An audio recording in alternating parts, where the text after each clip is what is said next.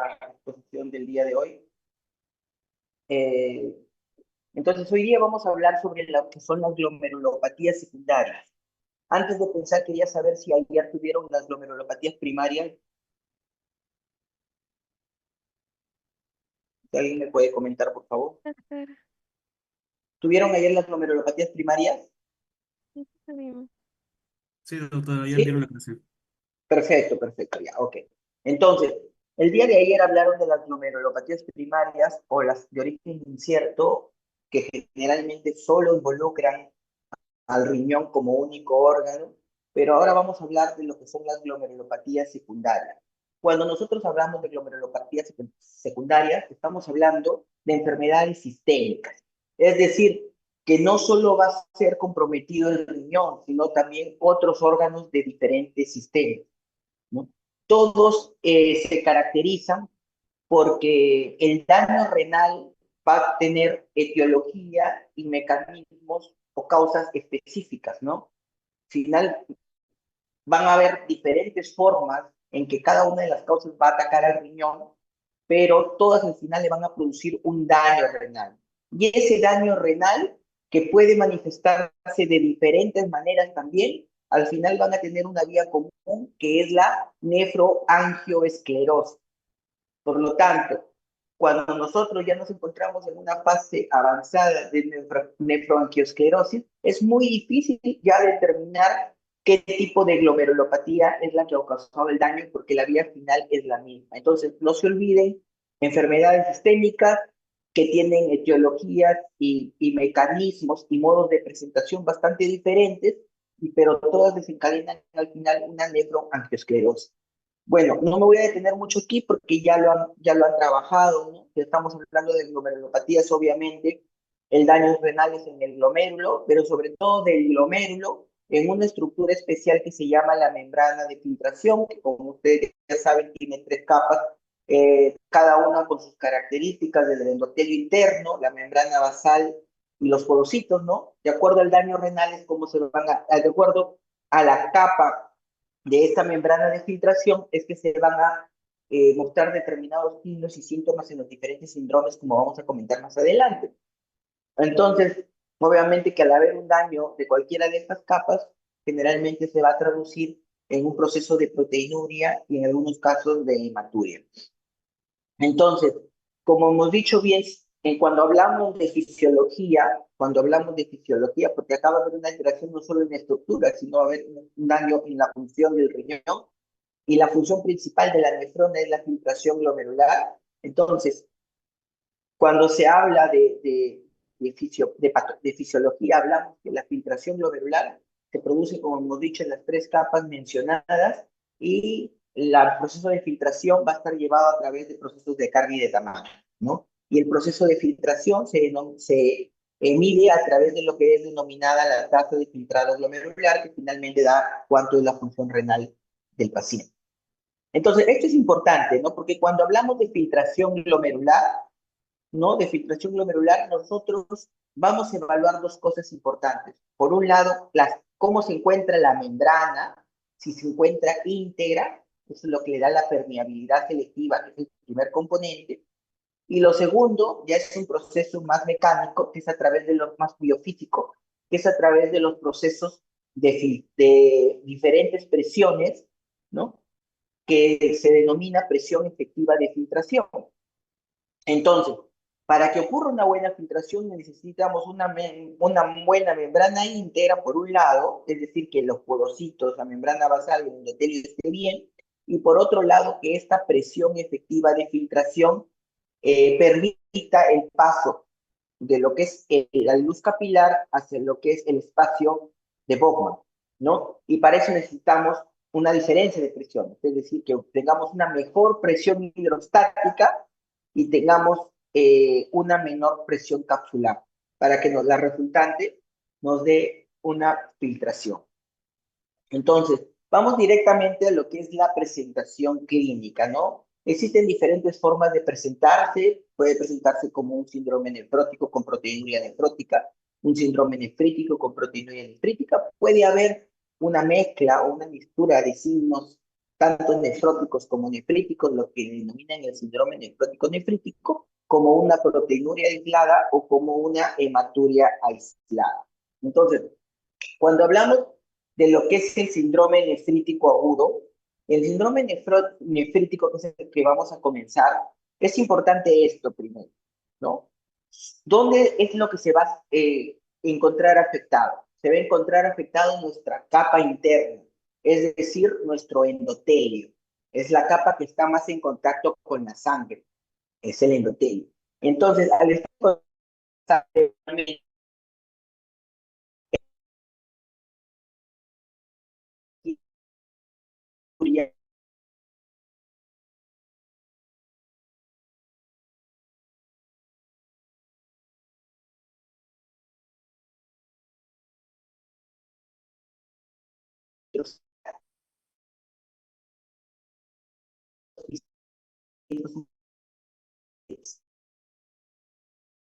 medular. Entonces, por otro lado, obviamente si va a estar dañada, como hemos dicho, una de las capas de esta membrana de ultrafiltración, el proceso de filtración va a estar afectado y por lo tanto va a haber una caída de la tasa de filtración glomerular.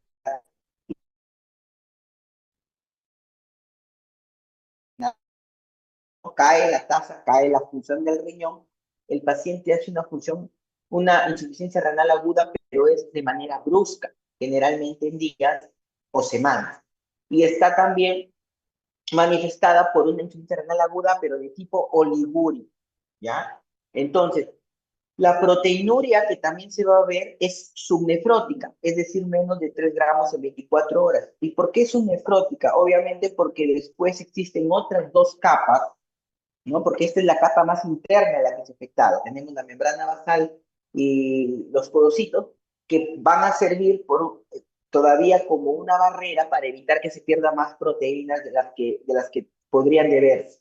Entonces, la proteinuria no va a ser tan glamorosa como un síndrome nefrótico.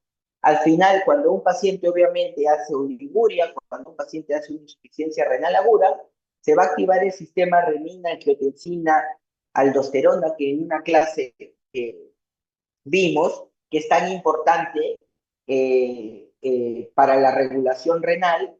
Y cuando se activa el sistema renina, angiotensina, aldosterona, sobre todo se activa una retención de sodio, ¿no? Una retención de sodio a nivel urinario y por lo tanto el paciente comienza a tener edemas, porque hay mayor sodio que queda retenido de la orina.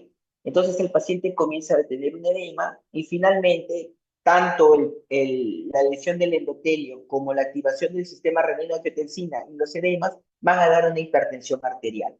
Entonces, son cinco características de este síndrome nefrítico agudo: hematuria, una aquiloligúrica, una proteinuria subnefrótica, un edema que generalmente es un edema, no es un edema blando como el del nefrótico, como el de la hipoalbuminemia, es un nefrótico congestivo, es un edema duro, ¿no? Como más inflamatorio, porque es una retención de agua por sodio, y finalmente el quinto es la hipertensión arterial. Entonces, estas cinco características los tienen que tener en cuenta siempre.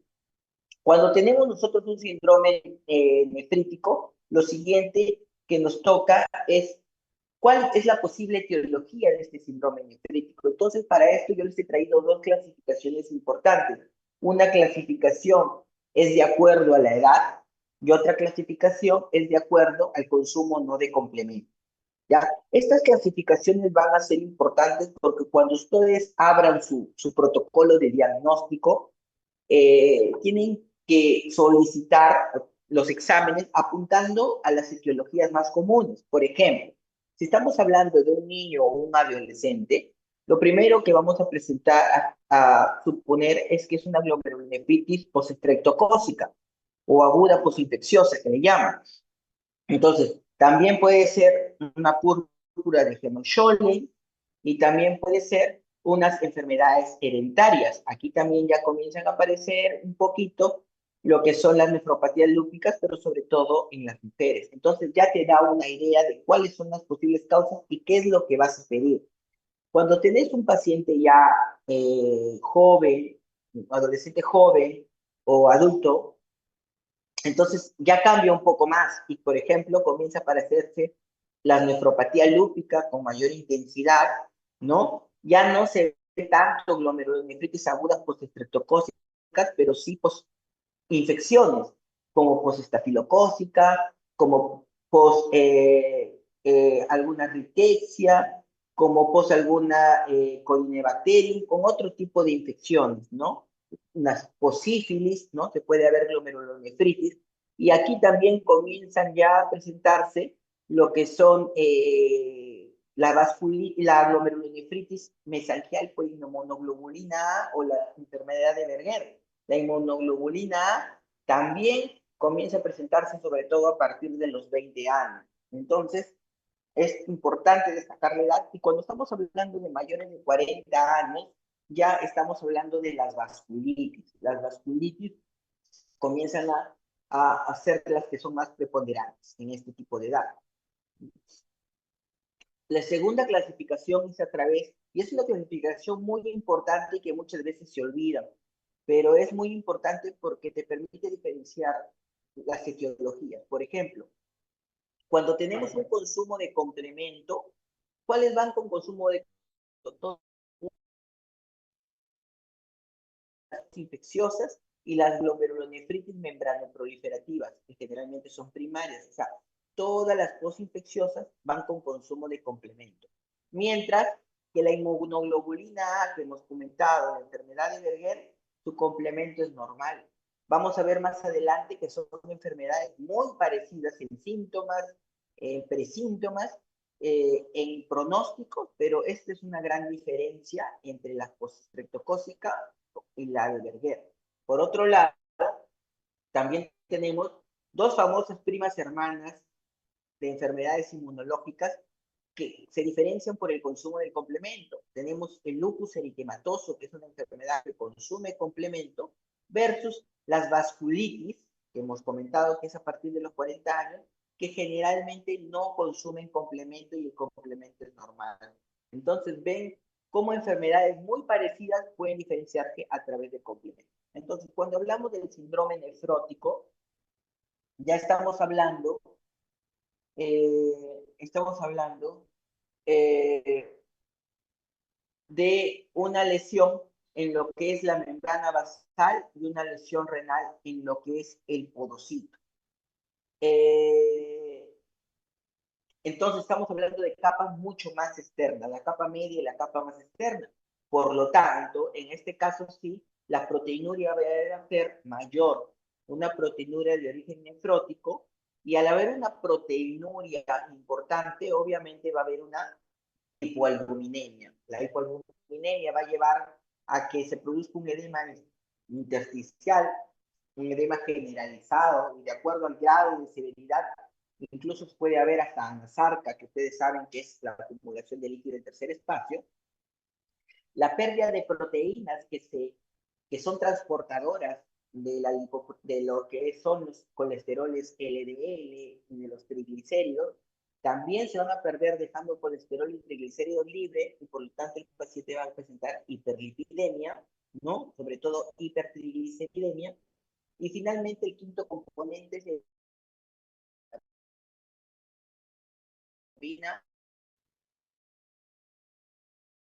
la de comillas, digamos, evita la formación de coágulos o trombos, el paciente va a tener una tendencia, al haber esta pérdida anticoagulante, a la trombosis, ¿no? A la hipocoagulabilidad.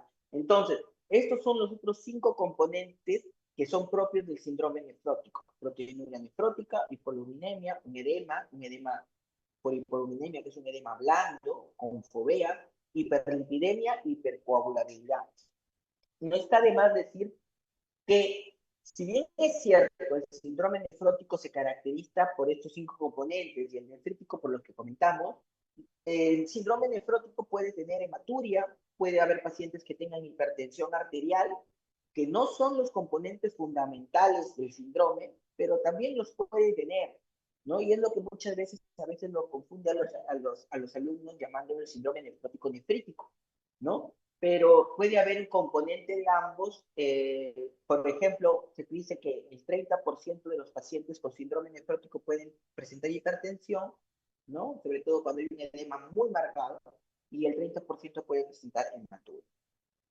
Es decir, la presencia de estos componentes no descarta el síndrome nefrótico. Cuando hablamos de síndrome nefrótico, también buscar la etiología es importante. Y el síndrome nefrótico es un síndrome que se caracteriza por ser todo un reto, ¿no? Para los médicos, para los nefrólogos, porque la versatilidad de las causas que lo producen es inmensa.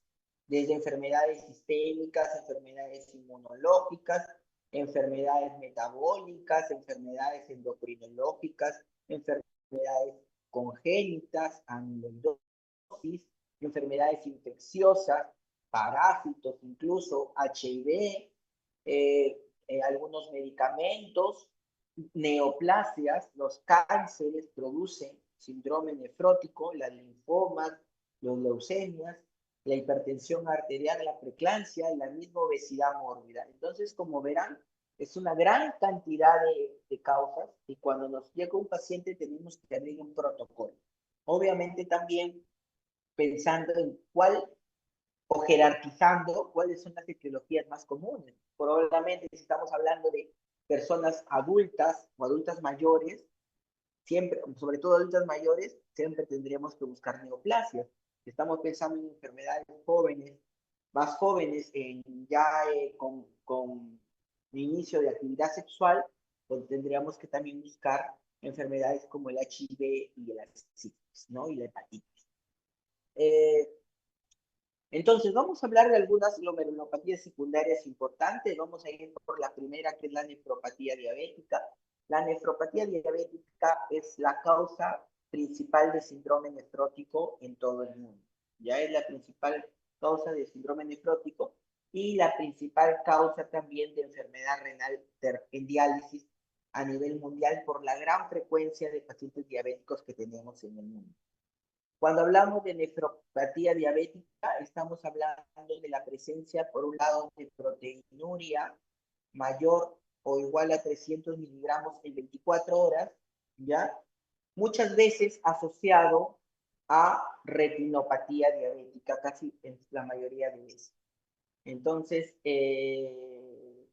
y siempre que hayamos descartado otras posibles causas similares, ya que pueden producir también una proteinuria diabética. Entonces, un paciente diabético con mucho tiempo de enfermedad, que tiene mayor proteinuria, más de 300 miligramos en 24 horas,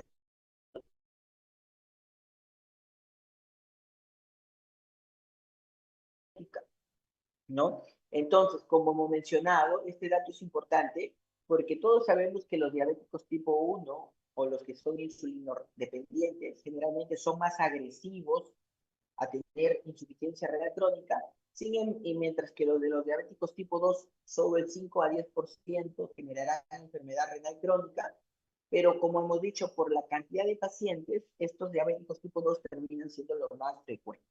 Otro dato bien importante es que cuando el paciente tiene nefropatía diabética, ya el solo hecho de tener nefropatía diabética, la mortalidad de estos pacientes se encuentra aumentada. 1, 5, 4, 5 veces más que los pacientes que no presentan nefropatía diabética. Incluso, como vamos a mencionar más adelante, aquellos pacientes que ya se encuentran en la fase de microalbuminuria también ya tienen la mortalidad aumentada. Entonces, tenemos que la nefropatía diabética es la principal causa de enfermedad renal crónica, se da en el 20 a 40% de los pacientes diabéticos, que la mitad pueden llegar a terapia de reemplazo renal, se manifiesta obviamente con proteinuria y es un factor de riesgo de mortalidad que duplica o cuatriplica la mortalidad del paciente que no tiene nefropatía, del diabético sin nefropatía. Entonces, cuando nosotros hablamos de qué condiciones predisponen a que un diabético o tenga una nefropatía diabética, tenemos sobre todo, si aparte de ser diabético el paciente es hipertenso, si el paciente es un diabético mal controlado, si es un paciente que tiene hipercolesterolemia, si es un paciente que tiene síndrome metabólico y si es un paciente que fuma, es muy probable que este paciente diabético que cumpla con estas presente nefropatía diabética. Pero también tenemos qué pacientes van a progresar más rápido hacia una insuficiencia renal. Entonces tenemos que a la cabeza siempre va a ser la proteinuria. Entonces la proteinuria, mientras mayor proteinuria, la progresión de los pacientes con nefropatía diabética, enfermedad renal crónica y enfermedad renal crónica terminal va a ser mayor. La proteinuria es el principal factor de progresión de enfermedad, de nefropatía diabética y de enfermedad renal crónica, ¿ya? Nunca se olviden, es pregunta generalmente de examen. Otros factores de progresión tenemos la misma hipertensión arterial, la hiperglicemia, la hipercolesterolemia, el tabaquismo. Son, como verán, factores muy parecidos los que predisponen con los que progresan. Entonces, ¿a qué se debe esta enfermedad de la nefropatía diabética? ¿No? Generalmente está relacionado a la hiperglicemia. ¿Pero qué hace la hiperglicemia? La hiperglicemia sobre todo trabaja activando lo que es el sistema de la angiotensina 2. ¿Y qué hace la angiotensina 2 que ustedes habrán escuchado, ¿no? Cuando hablamos del sistema renino-angiotensina, hablamos de la angiotensina. La angiotensina es un potente vasoconstrictor, pero es sobre todo un potente remodelador. ¿Qué quiere decir? Que activa el factor de crecimiento de los fibroblastos. Al activar el factor de crecimiento de los fibroblastos, van a reemplazar las células normales o los glomérulos normales por fibras, ¿no? Y esto va a producir glomerulosclerosis, va a producir engrosamiento arteriolar, ¿no? Y también fibrosis túbulo intersticial por la activación de este factor de crecimiento fibroblástico tipo P. Todo esto va a llevar a la insuficiencia renal. Entonces, por un lado, al producirse estos problemas de la vasoconstricción gracias a la angiotensina, va a haber un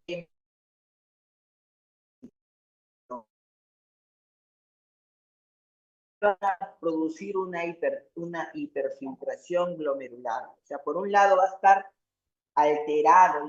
¿Te acuerdas cuando hablamos de la filtración que se debía a dos componentes?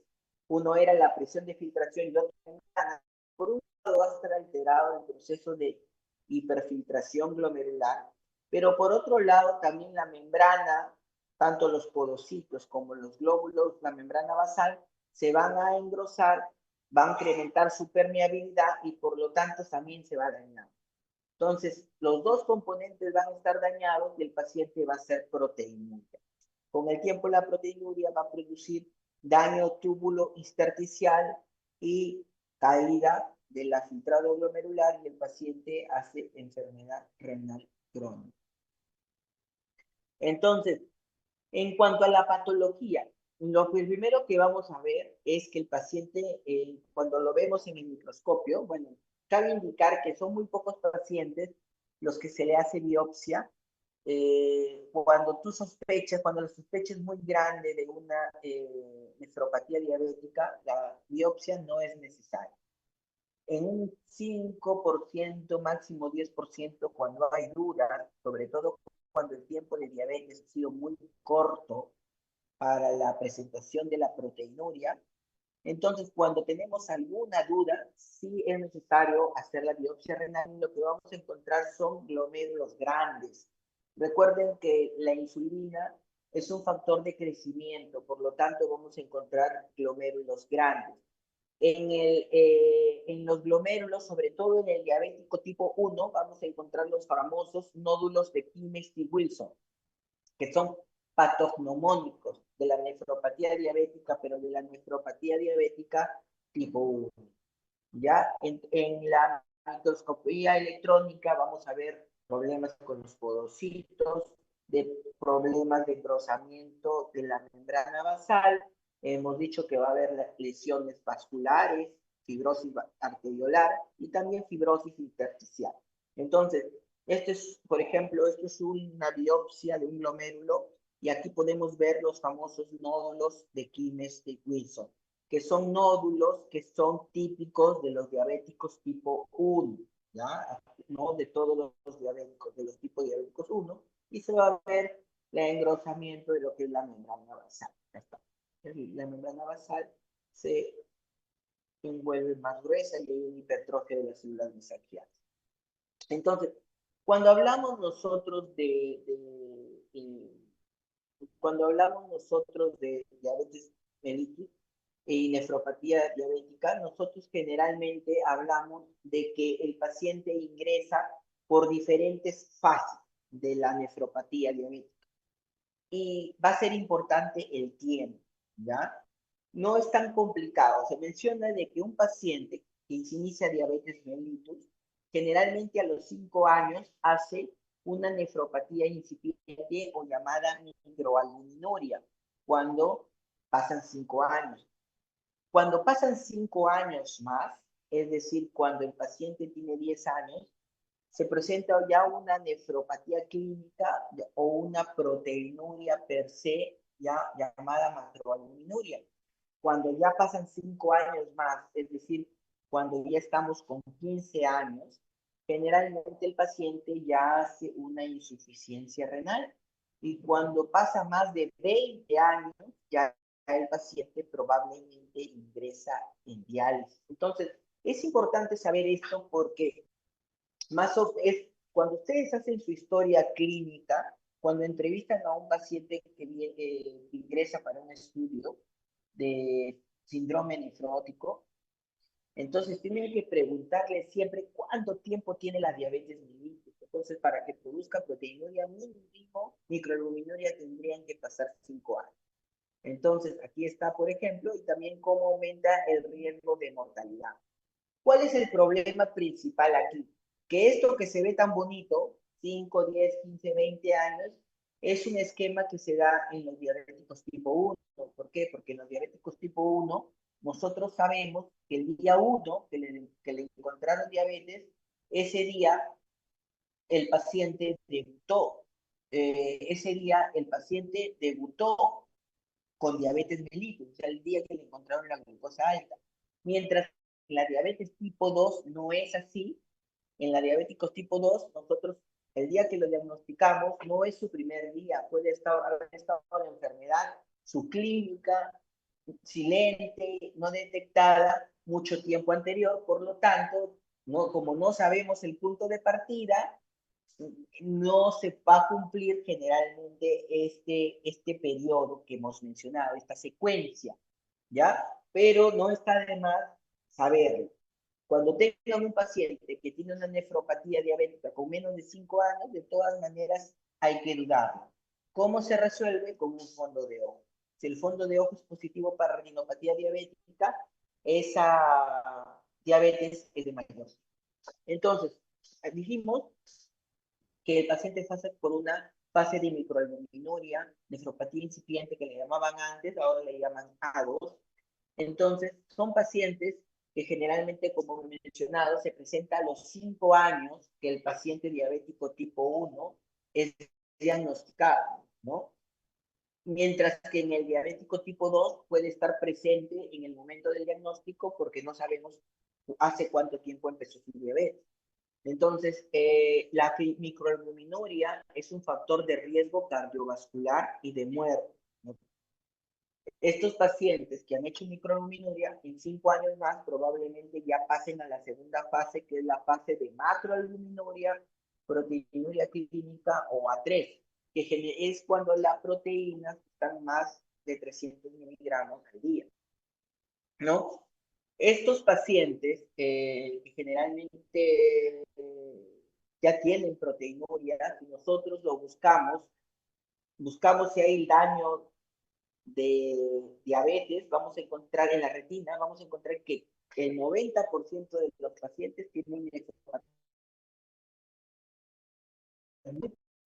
En los diabéticos tipo 2, generalmente entre el 60 y el 70% va a tener. Una vez que el paciente comienza a tener macroalbuminuria, lo más probable es que ya ingrese a un estado de una insuficiencia renal crónica progresiva. Se menciona que el 50% de los enfermos, como hemos dicho, los pacientes presentarán insuficiencia renal, pasarán a la siguiente fase, que es la enfermedad renal crónica, aproximadamente en 5 años. Obviamente esto va a depender de los niveles de proteinuria, porque como les dije, la proteinuria es el principal factor. No es lo mismo tener 500 miligramos de proteinuria que tener 1 gramo, que tener 4 gramos, que tener 8 gramos, que tener 22 gramos. Mientras más proteinuria, más rápido vamos a llegar a la enfermedad renal crónica. Entonces, ¿cuándo debemos buscar nefropatía diabética? Es decir, si el paciente pierde proteína. Entonces, en los diabéticos tipo 1 tendríamos que esperar 5 años para, a partir de esa fecha, hacerle un test de microalbuminuria. Mientras que en los diabéticos tipo 2 se exige que al momento del diagnóstico debemos también hacerle un estudio de microalbuminuria o de proteinuria para descartar que no haya nefropatía diabética. Entonces, ¿qué métodos hay para medir la albuminuria? Existen diferentes métodos, sobre todo el más importante es bueno, tenemos la más importante, que es la orina de 24 horas, ¿no? La orina de 24 horas, aquí están cuando es considerado microalbuminuria, macroalbuminuria.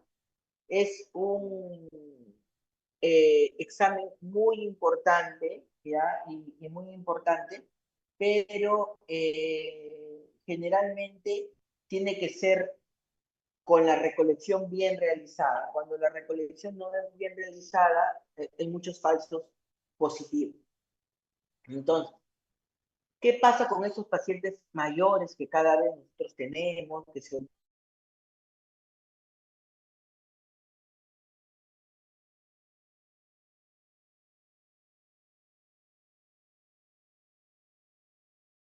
muy fácil, muy práctico, que es en una muestra aislada de orina, una primera orina de la mañana, tú pides albúmina y creatinina en esa orina de la mañana y haces una división, ¿no? Una divides, pues, es decir, va a haber un cociente albúmina-creatinina en la orina de 24, de la orina simple, en una muestra de orina simple, ¿no? Así se pide, cociente de albúmina-creatinina en orina simple, en orina aislada. Entonces, aquí los valores, aquí están, son diferentes para hombres y para mujeres los valores un poquito mayores, ¿ya? Y esto es generalmente sirve más para el estilo, es decir, una manera rapidita, ¿no? Con un poquito de orina, rápidamente tú puedes ver si tu paciente tiene proteinuria. ¿Cuáles factores alteran entonces, yo, considerando que la proteinuria es tan importante como diagnóstico y como progresión, yo los invito a que no solo se acuerden cuando tengan un paciente nefrópata, cuando tengan un paciente renal, no solo se acuerden de la creatinina, que generalmente sí lo tienen en su cabeza, sino se acuerden siempre de pedirle proteinuria con cualquiera de los métodos indicados. Hay factores que también pueden afectar la microalbuminuria o la proteinuria no significativa, o sea, una proteinuria que es menos de 1 gramo, como son las infecciones urinarias, la crisis hipertensiva, alguna secreción vaginal, insuficiencia cardíaca, fiebre, ingesta de proteínas aumentada, el ejercicio, ¿no? Podemos tener una proteinuria, pero generalmente nunca es mayor de 1 gramo. Una proteinuria mayor a 1 gramo siempre va a ser una proteinuria patológica, ¿ya? Entonces, menos de 1 gramo pueden hacer el seguimiento, tal vez el paciente estaba pasando por alguna de estas situaciones.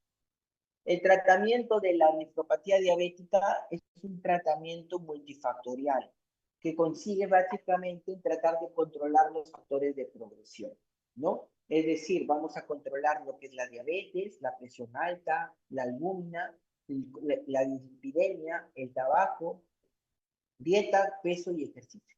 Entonces, estas son las principales recomendaciones. Nuestra glucosa tiene que tener un control con una hemoglobina glicosilada menos del 7%. Verán que el control no se hace con glucosa en ayunas, sino con una hemoglobina glicosilada. Menos del 7%, el riesgo de progresión es mínimo. La presión arterial tiene que estar menos de 130/80. Si es una proteinuria mayor podría estar en 125-75, el LDL menos de 100, los triglicéridos menos de 150.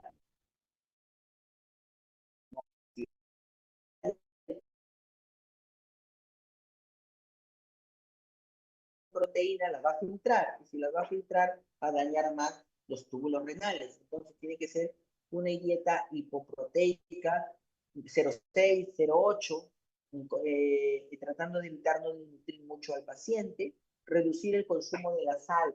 No se olviden que la sal hace que el paciente también pierda proteína.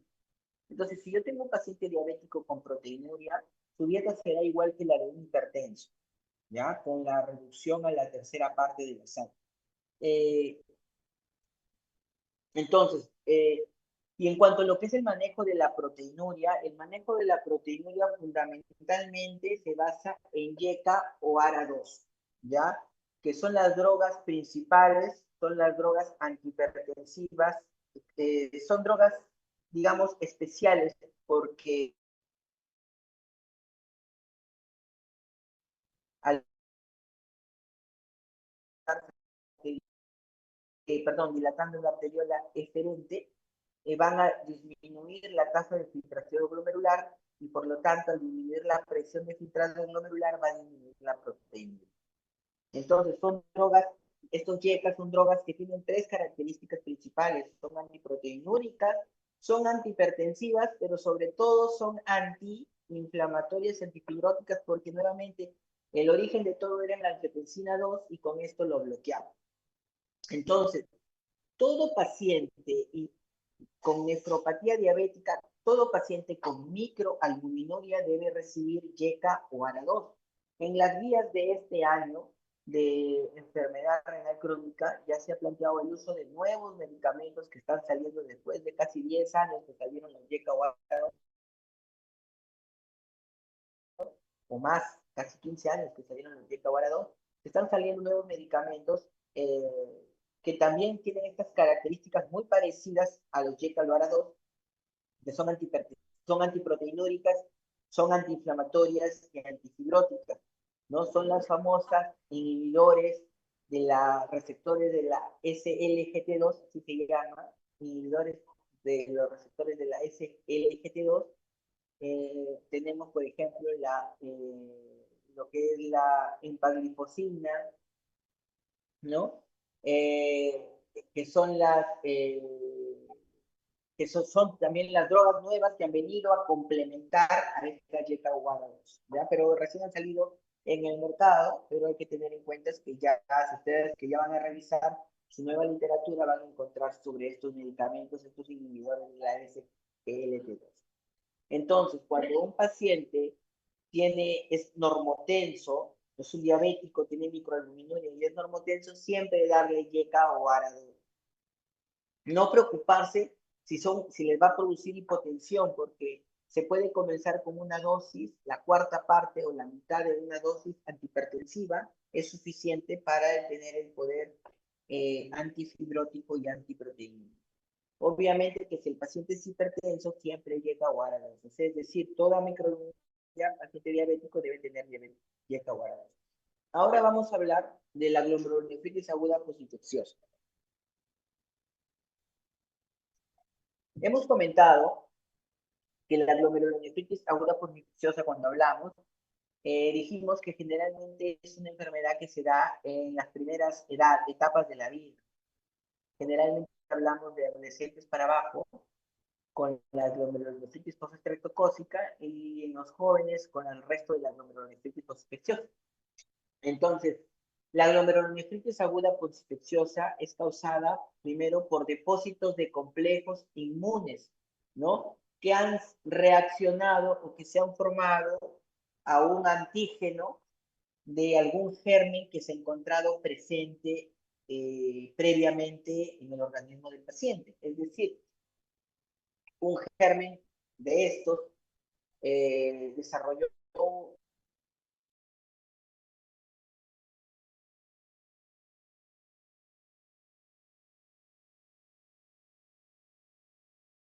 y se deposita justo en el endotelio de los glómerulos. Entonces, la forma más frecuente, hemos dicho, es la postestreptocócica o también llamada estreptocócico producida por el estreptococo piógenes, ¿no? Y ya hemos dicho, se une el antígeno y el anticuerpo de esta bacteria y van a viajar al glomérulo y van a producir una respuesta inflamatoria en cascadas, llenas de complementos y va a producir una actividad quimiotáctica que va a hacer que proliferen muchos polimorfos nucleares, ¿ya? Muchos polimorfos nucleares en el endotelio produciendo lesión glomerular. Básicamente, también puede producirse lesión de membrana basal, pero básicamente la principal lesión es glomerular. Entonces va a haber una proliferación de estos polimorfos nucleares, ¿no? Por esta activación de complemento, esta cascada inflamatoria, sobre todo en el mesangio, ¿ya? Va a haber, por eso se llama glomerulonefritis eh, proliferativa, ¿no? Es una glomerulonefritis proliferativa, proliferan, ¿no? Estos polimorfos nucleares dañando el endotelio. Entonces, hemos dicho que van a proliferar a nivel endocapilar, produciendo la famosa glomerulonefritis proliferativa. Obviamente se va a producir un daño endotelial. Y si da un daño endotelial, se va a producir un síndrome nefrítico, ¿no? Entonces vamos a tener por un lado la hematuria y proteinuria por el daño glomerular. Obviamente, si se daña el glomérulo, va a disminuir la tasa de filtrado glomerular, el paciente va a ser un ácido ligúrico, dijimos que se iba a activar el sistema renina-angiotensina, el paciente iba a ser edema, iba a ser producto del edema, probablemente iba a ser estado de hipervolemia e hipertensión arterial, ¿no? Aquí vemos que está presente la pentada del síndrome nefrítico, hematuria, proteinuria subnefrótica, el AQI oligúrico, el edema y la hipertensión arterial. Entonces hemos dicho que generalmente se da en adolescentes, en niños y adolescentes, le da promedio 6-8 años y se presenta mayormente en el 75% como un síndrome nefrítico, en un 20% como una hematuria sola. ¿Ya? Entonces en el 95% va a haber hematuria. Por no decir el 100%. Es importante este dato. Cuando nosotros tenemos una glomerulonefritis postestreptocócica, el germen, ¿sí? El germen o la infección tiene que haberse producido antes, ¿ya? No es que en ese momentito el paciente está cursando con una infección de garganta, con una faringitis, con una otitis, con una laringitis, con una piodermitis. No es en ese momento. El paciente ya sufrió de esta enfermedad, ya presentó semanas antes. Simplemente ya ya se formaron los anticuerpos, ya la bacteria fue controlada, pero quedaron los anticuerpos y los antígenos, formando estos complejos inmunes. Entonces, las faringitis generalmente se dan 15 días antes de la piel hasta 3 semanas antes. Son enfermedades relacionadas con la parte respiratoria, es más frecuente en invierno. Entonces, no se olviden, existe un periodo de latencia de 1 a 3 semanas. El paciente tiene hematuria, hemos dicho casi 90-100%, edema 90%. El edema es un edema duro, congestivo, generalmente no hay pérdida de líquido en tercer espacio, o sea, no va con anasarca. El 60-70% viene con hipertensión arterial por sobrecarga de volumen. Y finalmente, la clínica cuando es muy aparatosa, porque el problema de estos pacientes es la clínica. La clínica es muy abrupta. El síndrome nefrítico, hemos dicho que es algo muy brusco. Entonces, es aparatoso. ¿Ya? Se le ve al paciente gravemente enfermo. El paciente cursa por tanta sobrecarga de volumen con congestión circulatoria, disnea, congestión pulmonar y también con crisis hipertensiva, encefalopatía hipertensiva que lo puede llevar a las convulsiones coma. Imagínate ver esto en un niño. O sea, es algo sinceramente complicado, ¿no? Llamativo. Sin embargo, eh, en cuanto a los exámenes, sin embargo, como veremos más adelante, bien tratado, el pronóstico es bueno. En los exámenes de diagnóstico, acá tenemos algo importante, que dijimos que se caracteriza por un descenso del complemento. Hay un consumo del complemento C3 que generalmente se regulariza en un plazo de 8 a 12 semanas. ¿Ya?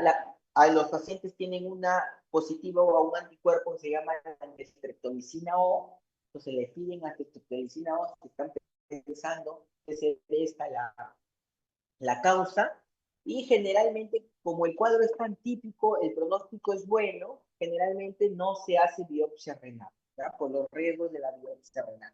Entonces, el pronóstico es generalmente bueno. Miren, a pesar de lo catastrófico que se veía, la recuperación se da en el 95% de los casos. El tratamiento generalmente es sintomático, es decir, controlar la presión arterial, controlar la sobrecarga de agua, la dieta baja en sal, controlar la presión, darle diuréticos, ¿no? No se utilizan en este síndrome nefrítico generalmente inmunosupresores, a diferencia del otro. Nefritis lúpica. Cuando hablamos de la nefritis lúpica, estamos hablando de una enfermedad que generalmente es la enfermedad prototipo, ¿no? De las enfermedades por depósito, como vamos a mencionar más adelante. La nefritis lúpica se caracteriza porque puede solo verse afectado el riñón o puede verse manifestado con solo afectación del riñón o también como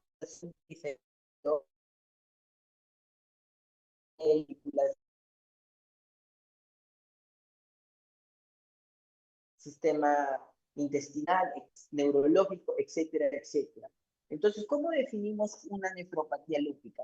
En un paciente que ya previamente tiene el diagnóstico de LES, si nosotros encontramos que tiene proteinuria más de 500 miligramos, tiene una hematuria, sobre todo glomerular, es decir, con crenocitos y cilindros hemáticos, entonces este paciente es un paciente que tiene una nefropatía lúpica.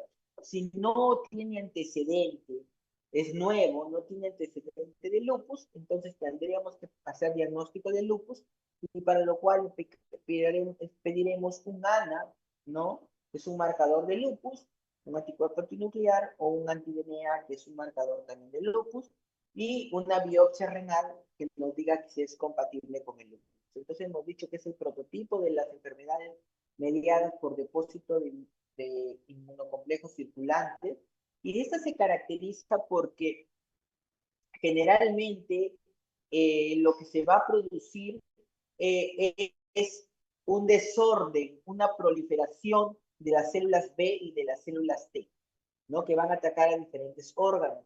Entonces, va a haber una proliferación, acá se menciona como estos complejos inmunes, ¿no? Que se han formado, van a viajar, acá está el complejo inmune, van a viajar y se van a localizar en cualquiera de las capas de lo que es la membrana de ultrafiltración. Puede ser en la capa endotelial, puede ser en la membrana basal, puede ser en los porocitos o en el mismo mesangio, y así se va a traducir en sus diferentes manifestaciones y clínicas. Entonces, se debe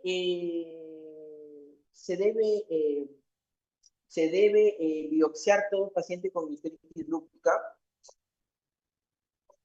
Generalmente, todo paciente con nefropatía lúpica sí debería ser biopsiado. ¿Y por qué? No solo para confirmar el diagnóstico, sino para identificar qué clase de nefritis lúpica es. Tenemos hasta 6 clases de nefritis lúpica. Nos va a servir también para establecer el tratamiento, porque cada clase se trata de una manera diferente. Y finalmente también nos va a facilitar para saber cuál es el pronóstico, es decir, nos va a dar datos de lesiones agudas y de lesiones crónicas. que nos van a permitir decidir si el paciente tiene lesiones más agudas, el tratamiento también va a ser más agresivo, y si tiene más crónicas, el tratamiento va a ser más conservador y el camino probablemente a una enfermedad renal crónica terminal va a ser más corto. Entonces, yo le hablé que habían hasta 6 clases de nefropatía lúpica, ¿no? De acuerdo al sitio donde se hayan depositado los complejos inmunes y según el daño de la capa del componente de la membrana basal de ultrafiltración. Por ejemplo, la clase 1 le llaman nefropatía lúpica mesangial mínima, ¿no? Como los cambios mínimos que ya vieron, generalmente son cambios que se pueden ver solo a nivel electrónico. La clase 2 es una lúpica proliferativa mesangial, que generalmente con depósitos que son mesangiales y se traducen con una hematuria, en su mayoría de casos, aislada, ¿no? Con muy poca proteína. La nefropatía lúpica focal, que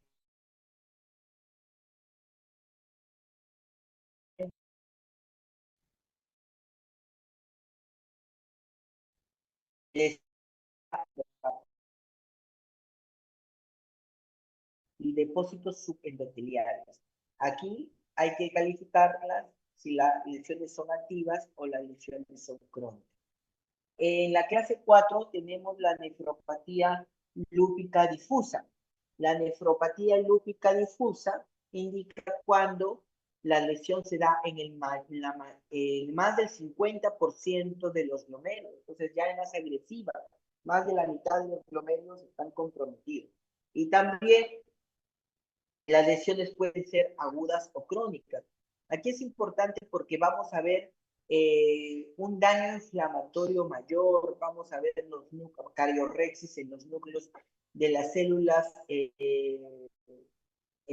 de las células endoteliales o de las células epiteliales, vamos a ver asas de alambre, vamos a ver necrosis celular. Entonces, eh,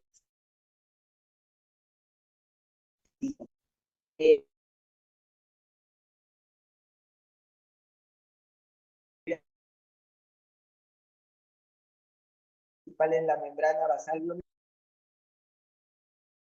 subepiteliales. Ya hay depósitos subepiteliales y finalmente tenemos la nefritis lúpica esclerosada, que en realidad no es una clase independiente, sino la vía final común de cualquiera de las clases anteriores. Entonces, hemos comentado de que no solo sirve para lo que es la clasificación, sino también para el pronóstico y el tratamiento. Entonces, también hay que buscar si nuestras lesiones son agudas o nuestras lesiones son crónicas. Cuando hablamos de lesiones agudas, ya estamos hablando, por ejemplo, de semilunas celulares, de polimorfos nucleares, pero cuando ya hablamos de lesiones crónicas, ya estamos hablando de glomerulosclerosis, de semilunas fibroepiteliales, de atrofia tubular y de fibrosis intersticial. A mayor cronicidad, el tratamiento es menos agresivo. ¿Por qué? Porque el paciente ya probablemente esté camino a lo que es diálisis, el pronóstico es peor. Doctor, En lo disculpe, que, sí. disculpe por interrumpirlo. ¿Puede repetir esa parte porque no se le escucha muy bien? Disculpe. No sé si se me escucha mejor para hacerlo más lento, ¿sí? ¿Se me escucha mejor ahora? Sí, doctor. A ver, lo que les comentaba era, les di en la anterior, en esta diapositiva, era para clasificar de acuerdo en dónde está el depósito del complejo inmune y de acuerdo al componente se va a producir lesiones. Pero lo más importante que tienen que saber de la clasificación es si es focal o si es difusa, y va a depender del porcentaje de glomérulos dañados. Menos del 50% focal, un foco, ¿no? Una zona. Difuso, más del 50%. También existe la membranosa, ya que es el daño en la membrana basal, ¿ya? Vamos a ver, vamos a correlacionarlo con la clínica más adelante. Pero también dijimos que la biopsia sirve para ver lesiones agudas y lesiones crónicas. Mientras más agudo, quiere decir que le vas a dar el tratamiento, está muy inflamado el paciente y es reversible. Entonces el tratamiento va a ser más agresivo, inmunosupresor, porque la posibilidad de éxito de revertir es mayor. El diagnóstico va a ser mejor. Mientras más índice de cronicidad tengamos, esto ya está fibrosado, ya está atrofiado, ¿no? Entonces ya está esclerosado. Entonces, mientras más cronicidad tengamos, nuestro tratamiento va a ser más conservador, porque el paciente ya va camino a la enfermedad renal crónica, ¿ya? Entonces, cuando el patólogo que ve una nefropatía por lupus, no solo te dice es lupus, sino te dice qué clase de nefropatía lúpica es y te dice cuál es este índice de actividad y de cronicidad, ¿ya? Entonces, también es importante para eso. Entonces, vemos aquí, por ejemplo, lo que es la microscopía electrónica, vemos aquí cómo este es el glomérulo, ¿no? Sí, también hay una proliferación glomerular, pero lo que más destaca es este anillo que vemos aquí, ¿no? Este anillo que es una semiluna, ¿no? Es casi como de masa anular, pero es una semiluna fibroepitelial, ¿no? Este sería un grado 4 generalmente. Y en la inmunofluorescencia es importante cuando están pensando en lupus, porque la inmunofluorescencia generalmente le ponen diferentes tipos digamos, diferentes tipos de reactivos y ven si reacciona a la luz inmunofluorescente, se prende. Entonces, justo el lupus se caracteriza porque se prende casi a todos los reactivos, es decir, se prende al C1Q, al C3, a la inmunoglobulina G, a la inmunoglobulina M. Entonces, por eso le llaman que se produce una reacción full house, es decir, reacciona a todos los reactivos eh, a la inmunofluorescencia. Por eso es importante también no solo quedarse con el microscopio óptico, sino la inmunofluorescencia. Ya da un patrón full house, todo, la casa llena, full house. Entonces, en las manifestaciones clínicas va a depender de la clasificación. Hemos dicho que en la clase 1, que es la mínima y la mesangial, a lo máximo se presenta hematuria y la función renal es normal. En la clase 3 hemos dicho que menos del 50% de los glomérulos están afectados, por lo tanto, generalmente se produce un síndrome mayormente nefrítico. Mira, solo en menos del 20% se produce síndrome nefrótico y generalmente no va acompañado de insuficiencia renal. Es la clase 4, ya la que está afectado más del 50% de glomérulos, la que va a tener mayor afectación renal y la de peor pronóstico. Un 60-90% de los pacientes va a presentar síndrome nefrótico y 50% ya va a presentar insuficiencia renal. En la clase 5, que es la membranosa, está dañada la membrana, se va a presentar generalmente como un síndrome nefrótico, nefrítico, porque va a haber hematuria asociada. Entonces, esto es lo mismo que hemos mencionado, ¿no? De las diferentes clasificaciones. Quiero solo enfocarme en las principales, que es la focal. Va a haber proteinuria y hematuria, pero es raro que haya síndrome nefrótico de insuficiencia renal. En la nefropatía difusa, que hemos dicho que es la de peor pronóstico, es la que generalmente ya va a presentarse síndrome nefrótico, síndrome nefrítico, insuficiencia renal, hipertensión arterial. Esta va a ser ricamente inmunológica. Entonces, el anti-DNA va a estar bien alto, que es un signo de actividad de lupus. El consumo de complemento va a ser bien llamativo, que es un signo de actividad de lupus. y generalmente evolucionan a la insuficiencia renal. La nefropatía lúpica membranosa, hemos dicho que generalmente produce síndrome nefrótico, con síndrome nefrítico, con hematuria, pero lo más importante que quería mencionarles es que cuando es clase 5, generalmente no tienen actividad inmunológica. ¿Qué quiere decir? Que podemos tener un anti-DNA normal. Doctor, pero ¿cómo va a ser una nefropatía lúpica con un anti-DNA que es la actividad de lupus? Pero en esta clase sí se puede dar anti-DNA normal y el consumo de complemento mínimo. Entonces, cuando tengan algo que se ve muy raro para un lupus, no se olviden que la nefropatía lúpica membranosa te puede dar un anti-DNA y un complemento normal. Entonces, ¿cómo se maneja lo que es la nefropatía lúpica? La nefropatía lúpica, bueno, las clases iniciales generalmente solo tratamiento conservador, es decir, antiproteinúrico. Los YECA, los ARA2, nada más. Generalmente no utilizan inmunosupresores, salvo que haya una proteinuria importante. En la clase 3 y la clase 4, sí, se tiene que trabajar con inmunosupresores y hay dos tipos de terapias que son secuenciales, una terapia de inducción y una terapia de mantenimiento. La terapia de inducción generalmente dura entre 3 y 6 meses y el objetivo es darle una dosis muy alta de inmunosupresores para tratar de disminuir rápidamente la inflamación. Luego, el paciente de estos 3 meses va a pasar a una fase de mantenimiento, generalmente por unos 2 años, ¿ya? Ya esta fase ya no es disminuir rápidamente la inflamación, sino que se mantenga estable este control de la inflamación. Entonces, muchas veces puede ser que no hayamos logrado la remisión completa en la terapia de inducción. Eso no nos obliga a que no vayamos a pasar a la fase de mantenimiento. Podemos tener una terapia, una respuesta parcial, ya con la fase de mantenimiento podemos lograr la remisión completa.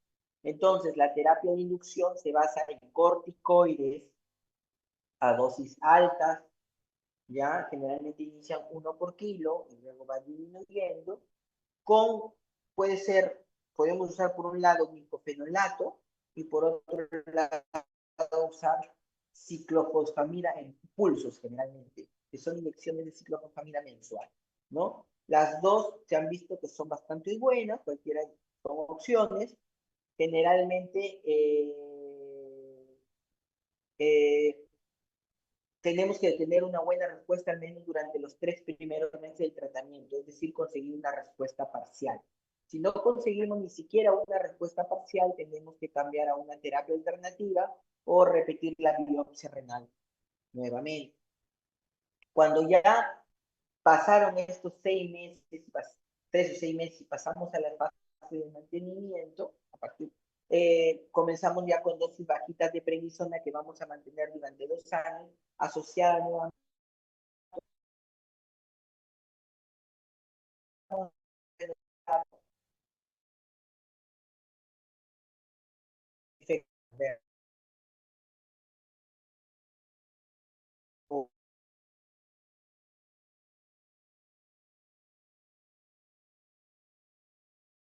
en los 2 primeros clasificación, la sobrevida es muy buena, el 90%. La de peor pronóstico, obviamente, es la grado 4, ¿ya? ¿No? La sobrevida del riñón es del 60%, generalmente a los 5 años, ya la mitad está llegando a un grado de ERC 5.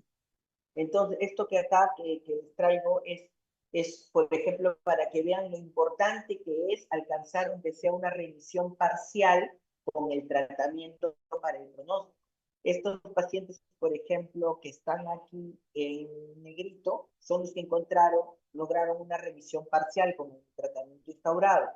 Mientras que estos que están puntiagudos son aquellos que no alcanzaron ni siquiera la remisión parcial, fueron refractarios al tratamiento. Vemos cómo en los primeros 6 meses, cómo cayó la sobrevida de estos pacientes. Entonces, la respuesta al tratamiento, al menos con una respuesta parcial, es importante. ¿Y qué es una respuesta parcial? Al menos que nos haya disminuido el 50% de la proteinuria basal. Para hablar de lo que es vasculitis, que es la prima hermana de la gastritis lúpica, también es una enfermedad muy parecida, no es una enfermedad inflamatoria, pero en este caso de los vasos sanguíneos. Una enfermedad muy endotelial, ¿no? Que también puede ser una vasculitis renal, es decir, solo al riñón, o una vasculitis sistémica en su mayoría de sus casos, sobre todo afectando a un órgano como el pulmón, el famoso síndrome pulmón-riñón.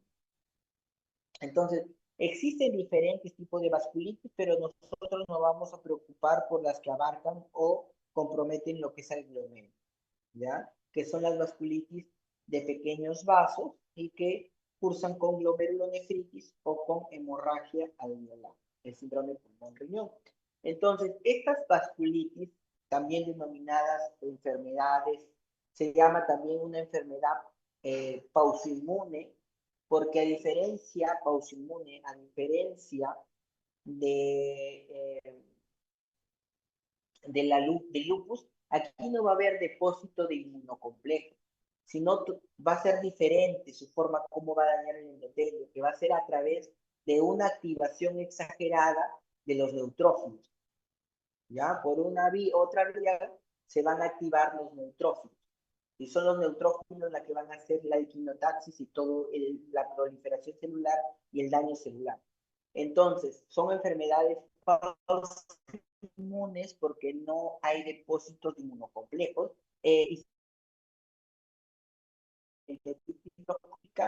La de Wegener o la granulomatóxica, también llamada de Churg-Strauss. ¿Ya? Entonces, como hemos mencionado, va a haber una pérdida de tolerancia de estos anticuerpos, de una pérdida de tolerancia de este anticuerpo activador de los neutrófilos. Y cuando este activador de los neutrófilos se va digamos, y va a tener como una hiperreactividad de su función, entonces va a activar los neutrófilos, que son los que van a producir la injuria renal, con la proliferación no solo de neutrófilos, sino de los linfocitos y de macrófagos, a nivel sobre todo de las células endoteliales. Entonces, estos anticuerpos va a haber, como hemos dicho, una activación de los neutrófilos. Esta activación de los neutrófilos van a producir una quimiotaxis produciendo una agregación de diferentes tipos de linfocitos, necrosis celular, y se van a formar también unas células macrófagas, y sobre todo la fusión de estas células macrófagos son las famosas células gigantes multinucleadas que van a dar muchas veces la presencia de estas granulomas. Entonces, las vasculitis se denominan asociadas a ANCA. Lo que vamos a ver es ese anticuerpo, la presencia de estos anticuerpos llamados ANCA, que hemos dicho que son los que están sensibilizados, por así decirlo. Entonces, las vasculitis asociadas tipo ANCA se van a dividir en estas tres: las microscópicas, la colegiitis y la de Churg-Strauss. Todas van a caracterizarse por producir una vasculitis necrotizante, es decir, un daño endotelial. Ya no va a haber depósito inmune, son pausoinmunes, va a afectarse a los pequeños vasos. Entonces, en la colegiitis también va a haber afectación, como hemos dicho, del capilar pulmonar. En la de Wegener también se va a ver una glomerulonefritis necrotizante, ¿ya? Pero lo importante es que en la de Wegener también va a haber un mayor se va a involucrar más, se va a afectar más el tracto respiratorio. Tanto así que el tracto la afección pulmonar es mayor que la afectación renal. Mientras que en la glomerulonefritis eosinofílica o de colegiitis de Churg-Strauss se caracteriza por estas enfermedades granulomatosas, estas presencias de granulomas, y va a estar asociado generalmente a pacientes con asma. Vamos a hablar de cada una para que se pueda entender un poquito mejor. Entonces, la meningitis microscópica se puede afectar como solo al riñón, produciendo una glomerulonefritis rápidamente progresiva, ¿no? O puede afectarse al pulmón presentándose un síndrome de pulmón-riñón. Entonces, dos picos de edad se presentan en mayores de 60 años, o pacientes ancianos, o también en pacientes adultos de 20 a 30 años de edad, es decir, de edad mediana. Son los dos picos principales de edad de las vasculitis. Entonces, siempre hemos estado hablando de la vasculitis en mayores de edad, pero acuérdense que la PAM también puede afectar a pacientes entre 20 y 30 años. Entonces, en el riñón se va a producir una hematuria más una proteinuria no nefrótica. Generalmente, como el daño es más endotelial, se evidencia más un síndrome nefrítico que un síndrome nefrótico. O sea, una hematuria con una proteinuria no nefrótica. Y como mencionamos, puede evolucionar a una glomerulonefritis rápidamente progresiva. Es decir, rápidamente puede haber un daño de lo que es la membrana de ultrafiltración, la caída de la tasa de filtración glomerular y una proliferación extracapilar. También se acompaña de hemorragia alveolar en muchos de los casos, y lo importante es que el ANCA que lo caracteriza es el ANCA MPO o de patrón perinuclear, ¿ya? En la biopsia renal vamos a encontrar una glomerulonefritis, hemos dicho, inmunonegativa porque no hay depósitos no hay depósitos de inmune, de anticuerpos. Entonces, este paciente no va a haber en inmunofluorescencia reacción. Por eso se llama inmunonegativa, a diferencia del lupus que había el Full House. Y puede haber la proliferación epitelial hasta semilunas propia de la rápidamente progresiva. Entonces, aquí podemos ver cómo, por ejemplo, en este glomérulo, ¿no? Rápidamente también se puede ver aquí lo que es un infiltrado periglomerular, ¿no? Produciendo una semiluna fibrocelular. Por acá también podemos ver ya infiltrados peritubulares, pero lo más que caracteriza son las semilunas fibroepiteliales. Aquí tenemos que no se olviden, puede haber un síndrome pulmón-riñón, ¿no? Cuando uno lo ve en la radiografía del tórax parece una congestión pulmonar, un edema agudo del pulmón, ¿no? En la tomografía puede ser una congestión pulmonar, un edema agudo del pulmón. Entonces muchas veces hay que hacer una fibrobroncoscopía para poder ver qué sale a través de los bronquiolos, si sale sangre o sale agua.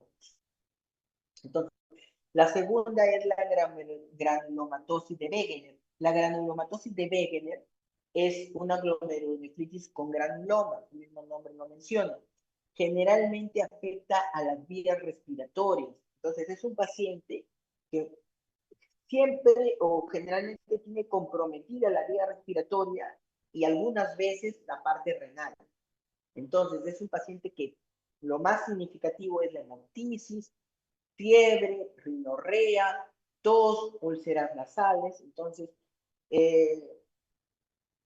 una afectación más respiratoria, ¿no? Y en la parte del riñón también se va a manifestar como una proteinuria no necrótica, hematuria y síndrome nefrítico.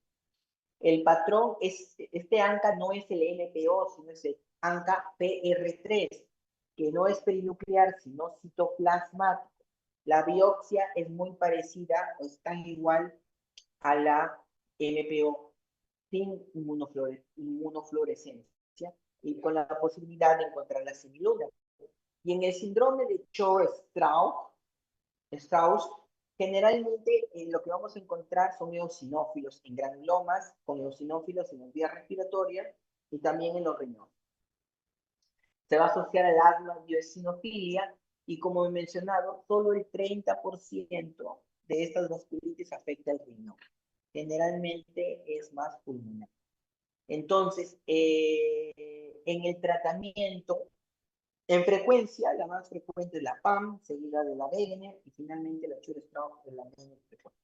En cuanto al tratamiento, es muy parecido al tratamiento del lupus, está en una fase de inducción de 3 meses, con pulsos de ciclofosfamida, ¿no? Si el paciente entra una rápidamente progresiva, también tenemos que acompañarlo de pulsos de esteroides, Y lo importante es que, miren, el 80% de los pacientes muestra una remisión.